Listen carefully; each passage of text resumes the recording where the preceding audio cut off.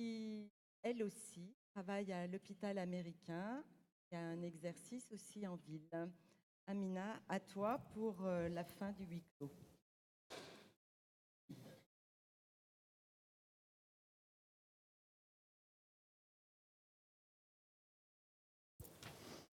Bonjour à tous et merci beaucoup pour votre attention.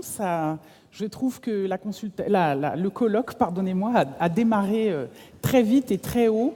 Donc, j'ai pas de jean slim, j'ai pas mis de string, j'ai une robe un peu voilée. Bon, Toby Nathan fera ce qu'il pourra. Nous verrons bien. Nous verrons bien.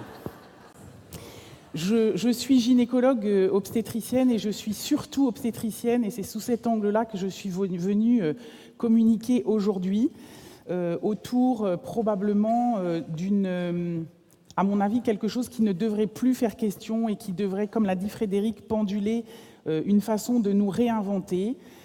L'obstétrique, c'est la science, la médecine qui permet d'accompagner les familles en construction et l'avènement d'un enfant, qu'il soit mort ou vivant, en bonne santé ou porteur de handicap. Autant dire que le sujet est vaste et le champ large. En tout cas, une réalité technologique, l'examen gynécologique, j'entends dans les points chauds de l'hymen et du vagin, aujourd'hui en obstétrique est devenu vraiment quelque chose de très accessoire, voire inutile, nous ont démontré les Anglais environ au tournant des années 90. Et que, nous le savons déjà, la naissance d'un enfant ne peut se réaliser dans la solitude maternelle, et en réalité, elle ne peut non plus avoir lieu dans la solitude professionnelle.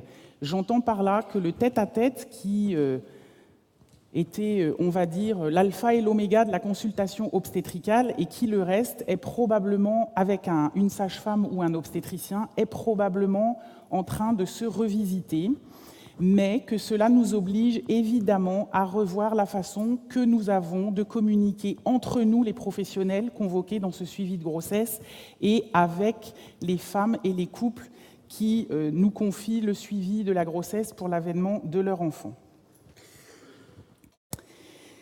Du côté des gynécologues obstétriciens et des sages-femmes d'ailleurs, qui ont à titre égal la charge du suivi des grossesses, la pluridisciplinarité, comme je le disais, est de mise en obstétrique. Désormais sont convoqués, outre les sages-femmes et les gynécologues et les obstétriciens dans le suivi de grossesse, immanquablement un échographiste, presque systématiquement un généticien, pas nécessairement en tête-à-tête avec le patient, mais en tout cas en back-office assurément, le pédiatre, l'anesthésiste, la puéricultrice, éventuellement des acteurs du champ psy, que ces acteurs soient tous à l'intérieur d'une maternité, en ville, en prénatal, en périnatal, en postnatal, qu'ils soient à l'intérieur d'un réseau type PMI, ou dans une pratique libérale exclusive d'un cabinet. Et nous avons donc le devoir d'une mise en œuvre, on va dire, solidaire, qui puisse faire sens pour les parents, enfin, dont les parents déjà ont connaissance, et qui puisse faire sens pour eux. Déjà, nous sommes confrontés à cette question depuis assez longtemps en obstétrique, la question du partage des connaissances dans des réunions très protocolaires et médicales que nous intitulons les staffs. Quelles limites à nos transmissions? Quel contenu? Et à qui transmettons? Le staff et sa transmission sont une formidable occasion de satisfaire la curiosité malsaine des uns et des autres, surtout si, comme l'a dit Muriel en introduction de cette journée, le contrat n'est pas articulé de manière sécurisée entre le praticien et la patiente. Ensuite, du point de vue des praticiens que nous sommes, Frédéric Chiche l'a souligné, nous sommes aujourd'hui exposés au risque ou à la chance de finir sur les réseaux sociaux, que ce soit volontairement ou le plus souvent involontairement, parce que effectivement, les patientes ont aujourd'hui, les patientes sont aujourd'hui dans leur temps, c'est-à-dire dans une nécessité absolue de partager leur expérience. Et enfin, il y a une revendication de transparence face au malaise grandissant, pour ne pas dire à l'apoplexie, comme l'a souligné Sophie Guillaume à l'instant, autour du débat sur les violences gynécologiques et obstétricales, qu'elles soient en institution ou au cabinet, parce que, effectivement, dans le cabinet, dans le huis clos du mur de consultation, l'abus de faiblesse n'est jamais loin. Du point de vue des usagères des soins de gynéco-obstétricaux, on a clairement une revendication du partage des connaissances dont nous sommes supposés, ou en tout cas nous étions presque les seuls détenteurs jusqu'à maintenant. D'abord, le niveau d'enseignement d'une classe d'âge a fortement augmenté. Je vous rappelle que c'est en 1981 que François Mitterrand a posé comme objectif que 80% d'une classe d'âge ait le bac. 1981, c'était il y a exactement 38 ans. Et 38 ans, c'est l'âge auquel, normalement, les femmes ne font quasi plus d'enfants. Autrement dit, en France, toute femme enceinte, aujourd'hui, 8 sur 10 ont le niveau de bac et accès à l'information par Internet. Autrement dit, sont devenus des interlocuteurs quasi d'égal à égal en termes de capacité de compréhension et d'accès aux connaissances médicales.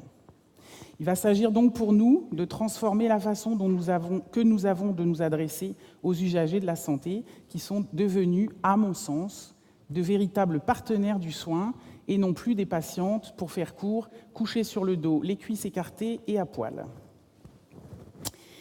L'expérience des autres femmes à partager avec les autres femmes est très largement facilitée et utilisée par les réseaux sociaux.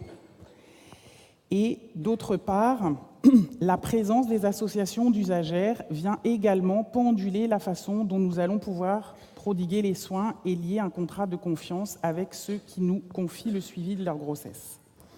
Et enfin, je me place du point de vue du père, qu'il soit réel ou putatif ou supposé, parce que voici un pan dans lequel l'obstétrique ne s'est à ce jour absolument pas penché. C'est bien connu, en gynéco, les hommes comptent pour du beurre, sauf s'ils sont du côté de la blouse. Or, c'est bien au sein de l'utérus de la femme que se passe la croissance fœtale et l'avènement d'une grossesse.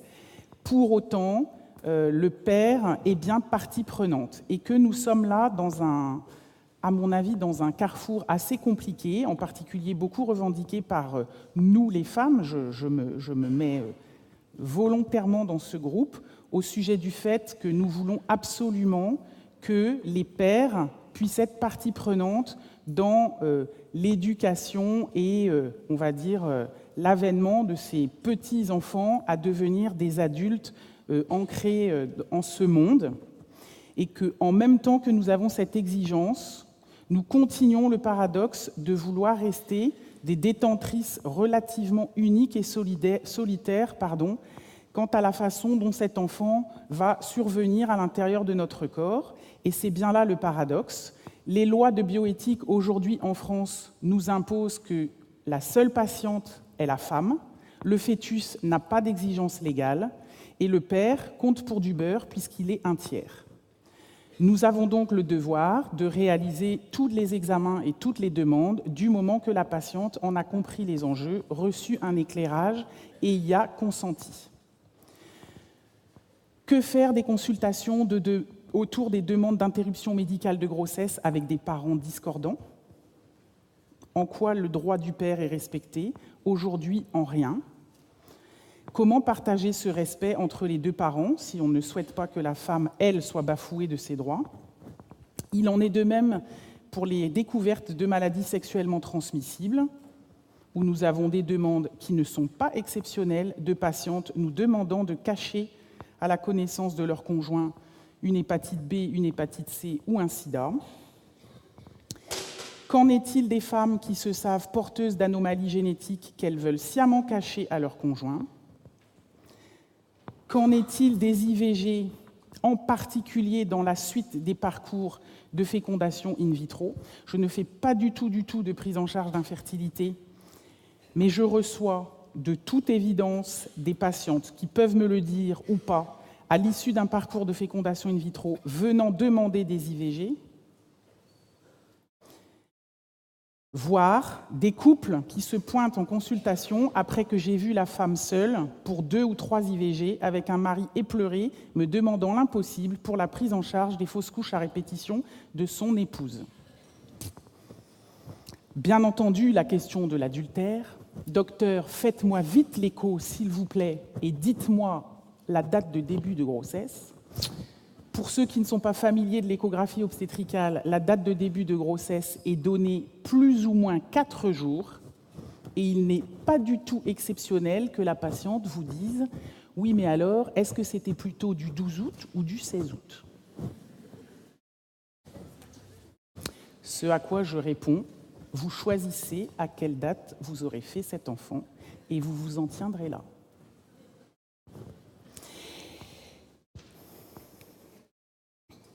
Alors, que faire de la fin de ce huis clos indispensable autour de la pratique obstétricale? Le statu quo, au risque majeur déjà débuté de défiance entre les femmes, les hommes et les professionnels. Or, le soin ne peut se prodiguer dans la défiance.